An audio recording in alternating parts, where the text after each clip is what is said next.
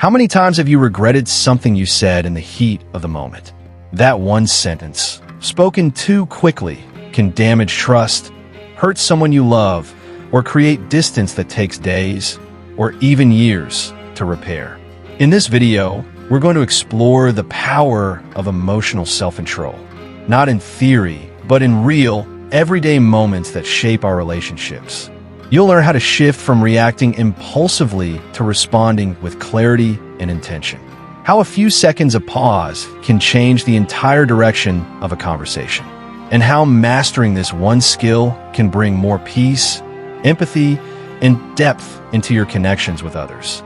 In the next few minutes, you'll discover why emotional self-control isn't just a nice idea. It's the foundation of stronger, healthier relationships.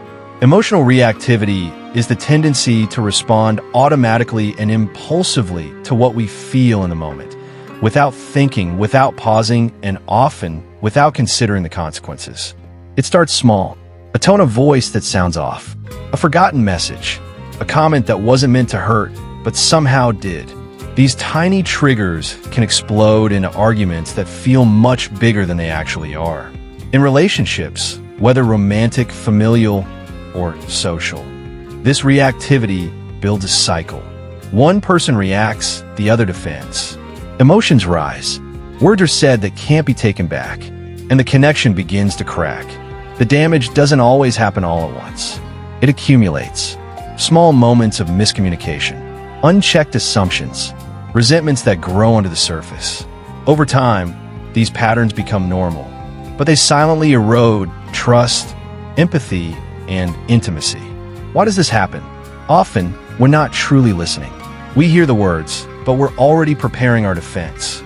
This lack of active listening turns conversations into battles. Sometimes it's the ego, a need to be right, a fear of being disrespected, a desire to protect our identity at any cost. Other times it's stress, emotional exhaustion. We're already overwhelmed, and one small frustration becomes the final drop in an already full cup. Imagine this. You come home from a long day. You're tired, stressed. You walk in, and your partner says, "You forgot to take the trash out again."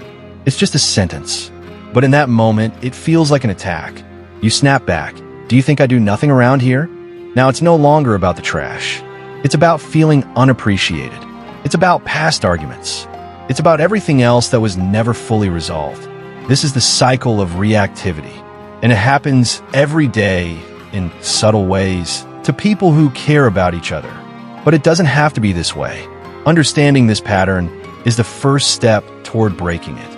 One of the core teachings of Stoic philosophy is simple, yet powerful. You do not control what happens to you. You only control how you respond. This idea, repeated by thinkers like Epictetus and Marcus Aurelius, invites us to separate the things that depend on us from the things that don't. You cannot control what someone else says. You cannot control their mood, their past, or their behavior. But you can control your words. You can control your thoughts, your tone, and your choices. In relationships, this distinction is essential. When you react impulsively, you hand over your emotional power. You allow someone else's actions to dictate your inner state. But when you respond with intention, you stay grounded in your values, not in their behavior. Stoicism teaches the art of emotional ownership. You're not a victim of what others say. You are the author of your response.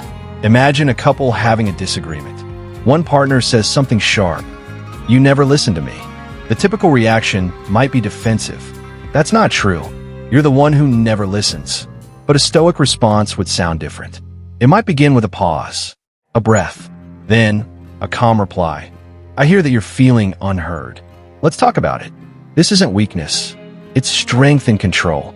It's choosing to act, not to react.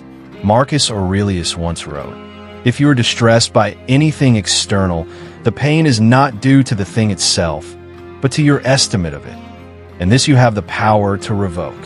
In modern relationships, that means not letting a difficult moment destroy the connection.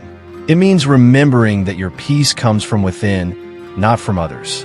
When you master this mindset, you protect not only your emotional health, but the health of your relationships.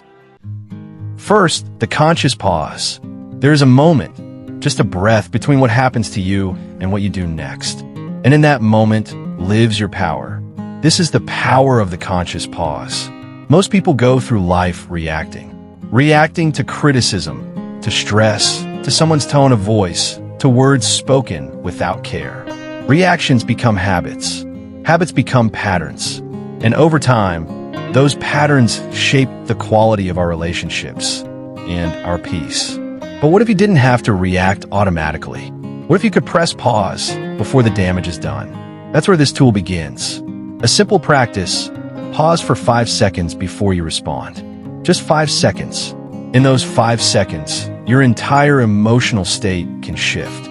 You interrupt the surge of adrenaline. You stop the story your mind is starting to write, and you give yourself a moment to choose. To choose calm over chaos, presence over pride, understanding over defense. This pause isn't weakness. It's strength under control. It's emotional intelligence in action. It's your inner compass guiding you when everything outside is pulling you off course. Let's imagine a common moment. Your partner says something that stings. You always do this. You never listen. The old you wants to snap back, to correct them, to defend yourself. But instead, you pause. You feel the heat in your chest, but you breathe. You count. 1, 2, 3, 4, 5. In that space, the emotion is still there, but it no longer controls you. Now, you can respond with clarity. I hear that you're upset.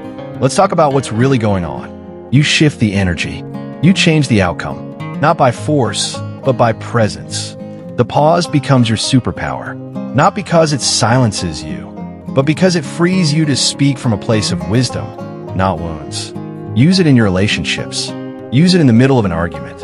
Use it when you feel triggered, overwhelmed, or misunderstood. 5 seconds.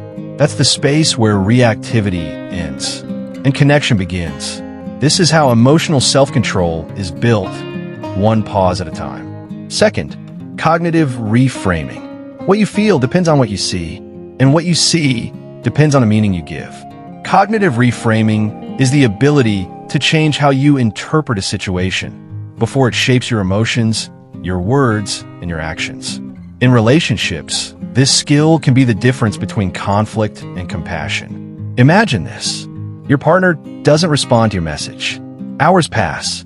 You start to feel ignored, disrespected, maybe even unloved. Your mind begins to build a story. She's avoiding me. She doesn't care. This always happens. And suddenly, a moment of silence becomes a trigger for emotional distance. But what if you reframe the situation? What if, instead of assuming rejection, you considered another possibility? She's not ignoring me. She's overwhelmed. She's had a long day. Maybe she just needs space. This isn't personal. It's temporary. The facts haven't changed, but your lens has. And with that shift, your emotional response softens. Reframing doesn't mean denying your feelings. It means stepping back, challenging your first interpretation, and asking, what else could this mean? It invites empathy. It creates room for patience. It breaks the chain of assumptions that lead to unnecessary pain. Cognitive reframing helps you respond not from your fears, but from your values. Not from insecurity, but from understanding. The story you tell yourself shapes the way you treat others. Change the story, and you change the outcome. This is how connection is protected, not through control, but through perspective. Third, breathing and grounding. When conflict appears, the body reacts before the mind can respond. Your pulse quickens, your breathing shortens, your muscles tense, your voice sharpens without permission. In these moments, your nervous system believes you're in danger. Not emotional danger, physical danger. It can't tell the difference, so it prepares you to fight, or to run, or to shut down. But the truth is, you're not in danger. You're in a conversation, maybe an argument, maybe a disagreement, but not a battlefield. Still, your body doesn't know that, unless you show it. That's where breathing and grounding become essential. They're not just calming techniques. They're commands to your nervous system. They're signals that say, you're okay, you're safe. You don't need to protect yourself. You need to stay present. Start with your breath. Not just any breath. A breath with purpose. a breath that tells your body to let go of the alarm bells. Inhale through your nose for 4 seconds. Hold it for 4 seconds. Exhale slowly through your mouth for 6. Repeat this 3 times. Feel your chest soften. Feel your shoulders lower. Feel the sharpness begin to dissolve.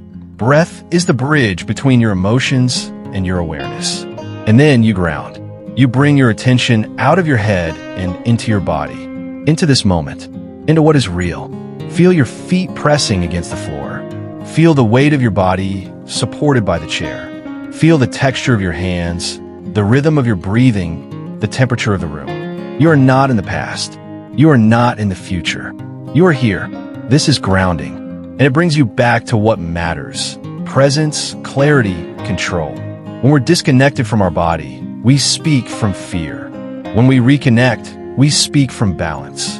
In the middle of conflict, it's easy to feel hijacked by your own emotions. But you are not powerless. You're not trapped in reactivity. You can slow down. You can breathe. You can come back to yourself. This is not escape. This is leadership of the self. So when voices rise, when emotions surge, when your body tightens, pause, breathe, ground, then speak from a place your future self will thank you for. This is how peace begins, not with control over others, but with calm within yourself. Fourth, key internal questions. In the heat of a moment, words rush. Emotions rise. Pride takes over. But beneath the noise, there's always a deeper question waiting to be asked. When you train yourself to pause and ask the right question, everything changes. The first question is this: what does this person really need right now? Not what did they say? Not how did they make me feel? But what are they really asking for beneath the surface? Sometimes anger is a mask for fear. Sometimes blame is a cry for attention. Sometimes silence is a sign of exhaustion. When you ask this question, you shift the focus from reaction to understanding. You move out of your own emotions and into empathy. You stop trying to win and start trying to connect. The second question is just as important. Do I want to be right? Or do I want to stay connected? It's tempting to defend yourself, to prove your point, to make them see that you're not the problem. But often, the need to be right costs more than it gives. It creates distance. It fuels resentment. It turns love into a competition. Connection isn't about who wins. It's about what remains after the tension fades. When you stop and ask yourself these 2 questions, you change the outcome of the conversation before it even begins. You give yourself a chance to respond from wisdom, not ego. You remember that behind every reaction is a human being, just like you, with hopes, with fears, with needs they don't always know how to express. So the next time you feel triggered, don't just speak. Ask, what does this person really need right now? Do I want to be right? Or do I want to stay connected? These are not just questions. They're turning points, moments where healing begins, and relationships are strengthened. Fifth, emotional reflection journals. Some lessons take time to understand, not in the moment, but in what comes after. And one of the most powerful tools for emotional growth is simple writing. An emotional reflection journal is not just a diary. It's a mirror, a place where your thoughts slow down enough to be seen clearly, where your emotions are no longer just reactions, but information. When you write, you step out of the chaos of the moment and into awareness. You begin to ask yourself, what triggered me? What did I feel? Why did I respond that way? What would I do differently next time? Writing transforms emotions into insight. It helps you notice patterns, reactions that repeat, words you regret, wounds that haven't healed. It brings clarity to confusion and calm to regret. And most importantly, it gives you space to learn from your mistakes without judgment. Instead of replaying the same arguments, you begin to understand them. Instead of blaming others, you start taking responsibility for your own responses. And with time, those small reflections turn into real change. You don't need pages, just 5 minutes, a quiet space, and the willingness to look within. Write what happened. Write how it made you feel. Write what you learned. This is not about perfection. It's about presence. It's about growth. When you reflect on your emotions with honesty, You build emotional intelligence. You begin to lead yourself, and you carry that wisdom into every conversation, every conflict, every connection. The page doesn't judge, it listens. And in that silence, you begin to hear your truest voice. This is how we learn to feel without being ruled by what we feel. This is how we grow, one reflection at a time. The real impact on relationships. Emotional self-control doesn't just change how you feel, it transforms how you relate. Before self-control, small disagreements turn into full-blown arguments. Words are spoken quickly, without care. Defensiveness builds walls. Trust begins to erode, and the relationship starts to feel like a place of tension, not peace. But after self-control, something shifts. The same disagreement arises, but now you pause. You breathe. You choose your words with care. You listen, not just to respond, but to understand. And in that moment, the entire dynamic changes. You're no longer fighting to be heard. You're creating space for connection. You're replacing blame with curiosity, judgment with empathy, silence with presence. This is the power of emotional maturity. It softens your responses and deepens your relationships. With self-control, empathy grows. You begin to see beneath the surface of someone's anger or frustration. You start asking, what pain are they carrying? Instead of, why are they attacking me? This empathy builds trust, and trust becomes the foundation of something deeper, emotional safety. Emotional safety is when both people feel seen, heard, and accepted. It's when you can express yourself without fear of being shut down or misunderstood. It's when your relationship stops being a battlefield and becomes a refuge. Self-control doesn't mean you never disagree. It means you know how to disagree without destroying the connection. It means you create room for vulnerability, for honesty, for real intimacy. This is the quiet transformation that happens over time. Less yelling, more listening, less pride, more patience, less tension, more peace. It doesn't happen all at once. But every small act of control, every pause, every breath, every thoughtful word builds something stronger. This is how relationships heal.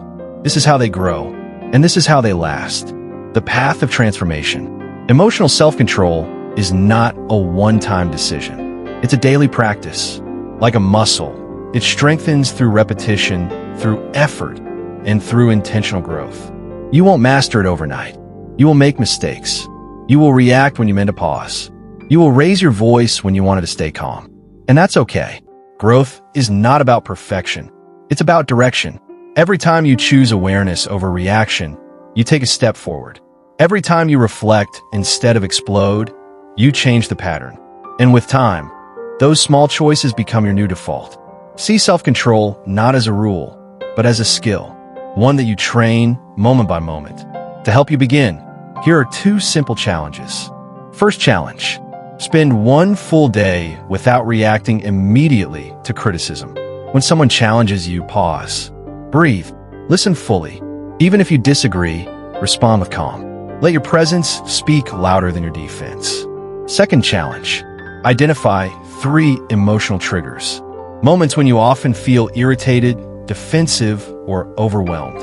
Write them down. And the next time one of them appears, practice the conscious pause. 5 seconds. No reaction. Only breath and awareness. These challenges aren't tests. They are invitations. Opportunities to observe yourself with honesty and compassion. To replace reaction with response. And to turn awareness into transformation. The path to emotional mastery is not easy, but it is worth walking, because with each step, you become more grounded, more present, more connected to yourself and to the people you love. And that's where true change begins, not in grand gestures, but in the quiet discipline of daily choices. You don't need to change the other person to have peace in your relationships. You only need to change the way you respond. That's where your power is, not in controlling others, but in mastering yourself, in choosing patience over pride, presence over reaction, understanding over blame. Emotional self-control is not about silence. It's about speaking with purpose. It's about listening with care. It's about responding from your values. not from your wounds. When you build this inner strength, everything changes. Your relationships become calmer. Your connections become deeper. Empathy replaces judgment. Respect replaces resentment. And your words begin to heal instead of hurt. This is the transformation that emotional self-control brings. More harmony, more compassion, more meaning in the way you relate to the people around you. It doesn't take perfection, just practice, one moment at a time. So as you move forward, take what you've learned and begin today. Pause before you react. Breathe before you speak. Ask the deeper questions. And when you fall short, start again. If this message resonated with you, share it with someone you care about, someone you want to grow with, someone you believe in. Because stronger relationships don't happen by chance. They're built with intention, with presence, and with love.